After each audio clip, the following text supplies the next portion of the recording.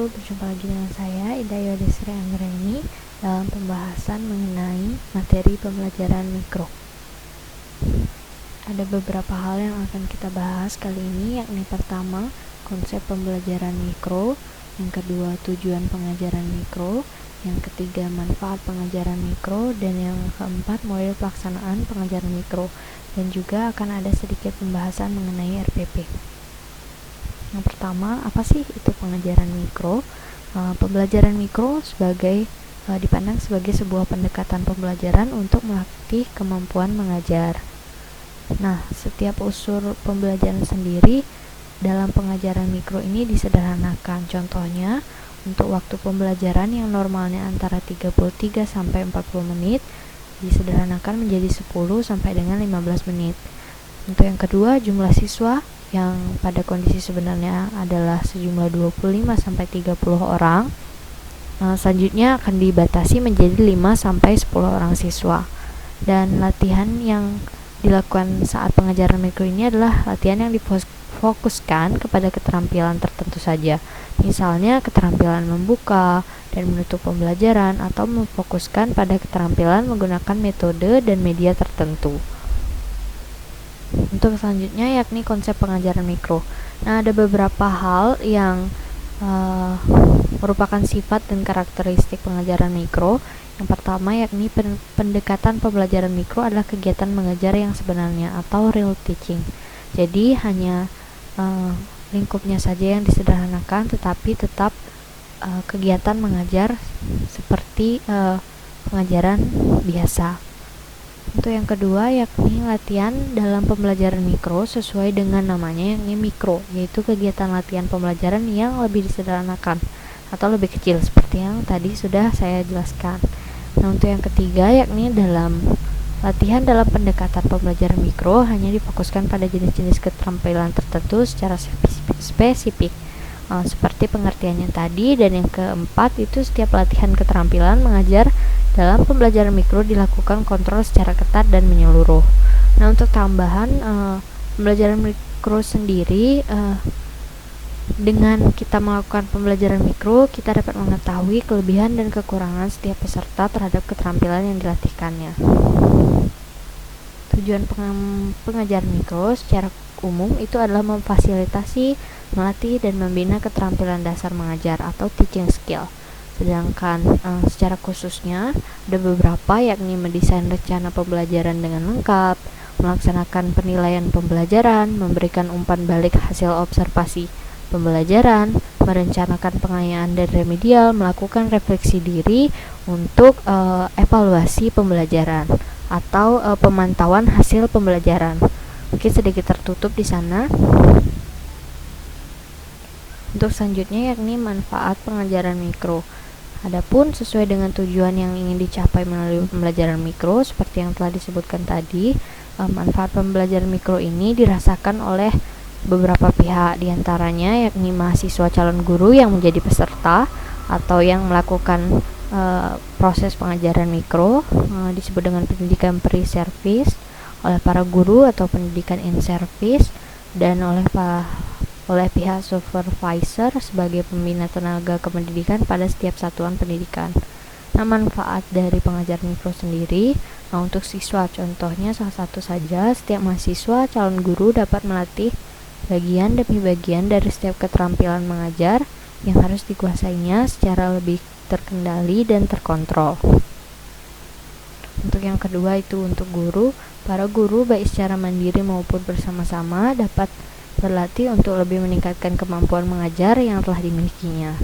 Nah, untuk yang ketiga yakni untuk supervisor, itu dapat memperoleh data objektif dan komprehensif tingkat kemampuan para calon guru maupun para guru dalam hal kemampuan mengajar yang harus dikuasai sesuai dengan segala tuntutan profesinya. Untuk selanjutnya, praktik pengajaran mikro itu seperti apa? Nah, pembelajaran mikro itu ditempuh dengan beberapa langkah, yakni yang pertama, perkenalan dan pemahaman tentang konsep pembelajaran mikro. Yang kedua, penyajian model dan diskusi. Yang ketiga, perencanaan dan persiapan pembelajaran. Yang keempat, pelaksanaan praktik pembelajaran. selanjutnya diskusi dan umpan balik. Selain itu ada refleksi pembelajaran dan juga praktik pembelajaran ulang bagi yang belum berhasil dalam proses pengajaran mikro ini jika dinilai oleh pembimbing atau dosennya. Nah, model pelaksanaan pengajaran mikro sendiri ada beberapa, sama seperti model-model pengajaran lainnya seperti action learning, progressive inquiry, dan problem solving. Ini hanya sedikit saja. Untuk action learning itu langkah-langkahnya seperti cakupannya seperti mendengarkan, selanjutnya mempertanyakan, baru merefleksikan. Nah, untuk langkah-langkahnya itu ada penjelasan tentang tugas, bentuk kelompok, identifikasi masalah, menetapkan tujuan, menetapkan action, melaksanakan action, membuat laporan, dan presentasi. Nah, guru tidak lagi akan menyajikan pengetahuan kepada mahasiswanya, melainkan hanya menjadi pembimbing, pelatih, atau moderator. Yang selanjutnya itu progressive inquiry. Itu menekankan pada proses mencari dan menemukan, sama seperti inquiry lainnya. Jadi mahasiswa akan secara mandiri mencari dan menemukan apa yang perlu dikuasai saat pembelajaran mikro. Nah, untuk yang ketiga itu problem solving atau penyelesaian masalah, ya dengan menemukan masalah tertentu yang dirasa oleh pesertanya atau mahasiswa yang sedang melakukan pengajaran mikro. Mereka akan menyelesaikan permasalahan yang mereka rasa dengan metode-metode yang sudah diketahui. Ya. Selanjutnya kita akan membahas mengenai rencana pelaksanaan pembelajaran atau RPP dari salah satu contoh. Nah, untuk yang pertama ini berisikan identitas nama sekolah, mata pelajaran, kelas, semester, materi pokok, dan juga alokasi waktu. Nah, untuk nama sekolah sendiri ditulis nama sekolah yang di mana RPP ini dilaksanakan atau diterapkan. Contohnya SMA Negeri 1 Bangli atau SMA Negeri 1 Denpasar, Jakarta, atau yang lainnya.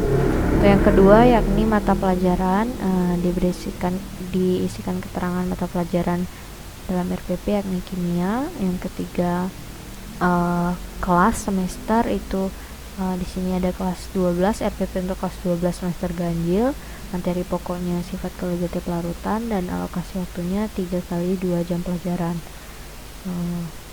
Itu tergantung masing-masing pembagian waktu yang diterapkan oleh sekolah, dimana itu bergantung pada materi pokok dan juga mata pelajarannya. Nah, untuk yang kedua itu mencantumkan kompetensi inti berupa KI 1, kompetensi inti 1, kompetensi inti 2, 3, dan 4.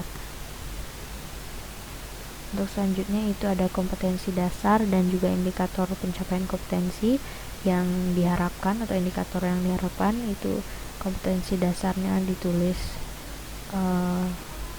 boleh ditulis dalam bentuk tabel seperti ini atau formatnya hanya sekedar tulisan saja, itu tidak masalah, yang penting mencantumkan.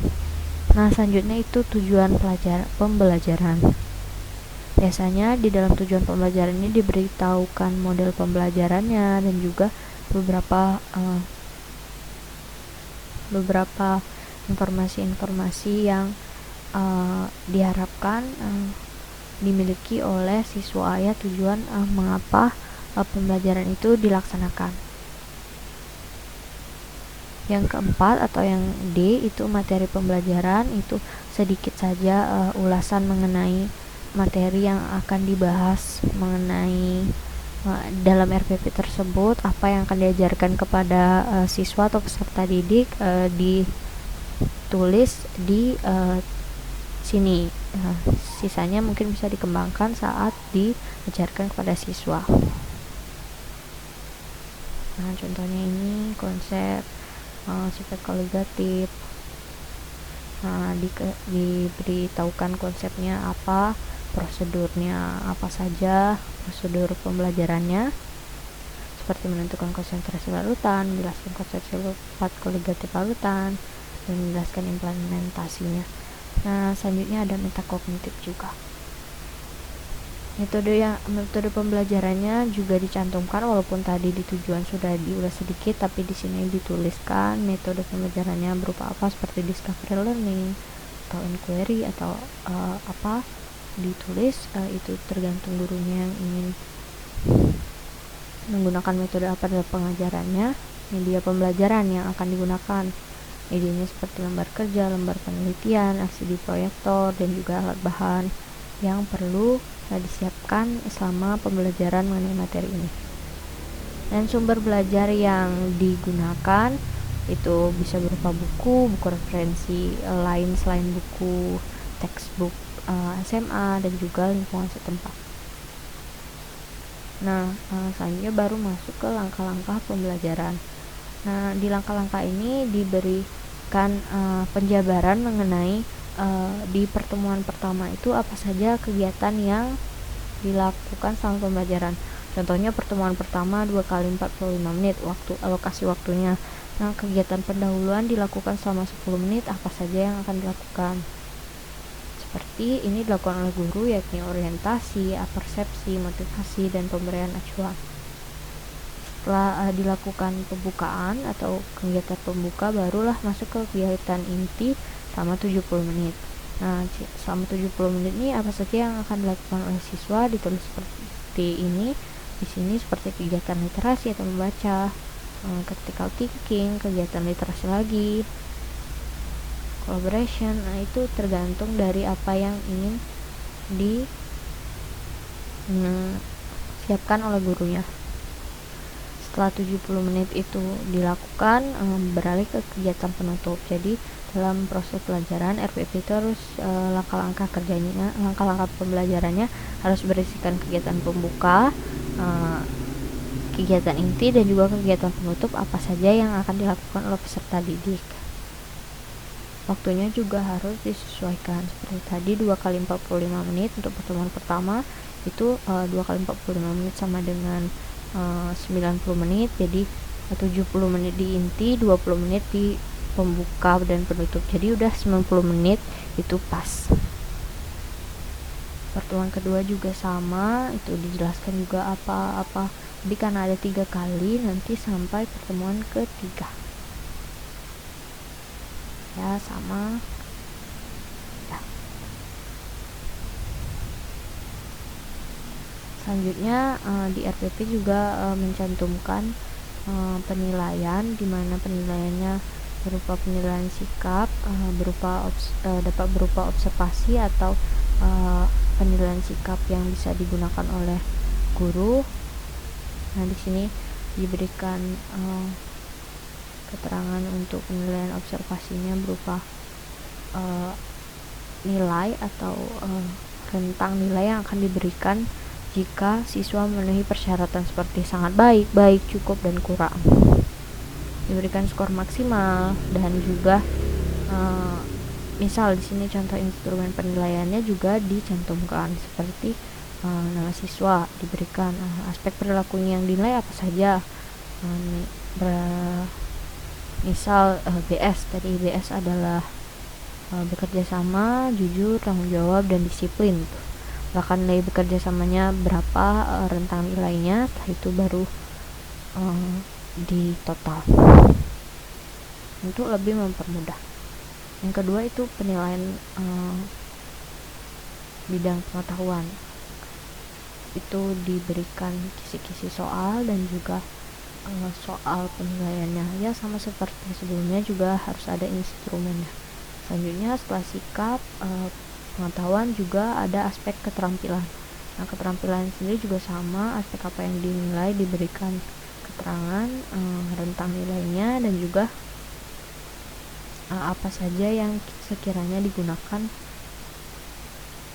dalam penilaian ini. Nah, biasanya juga terdapat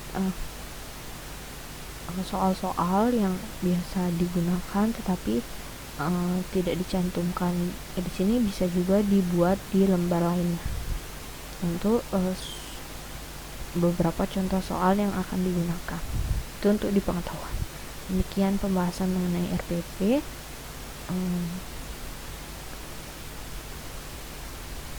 Contoh-contoh RPT itu formatnya bisa dibuat terserah pembuatnya, namun isinya diharapkan demikian pembahasan mengenai materi review kali ini. Sampai jumpa.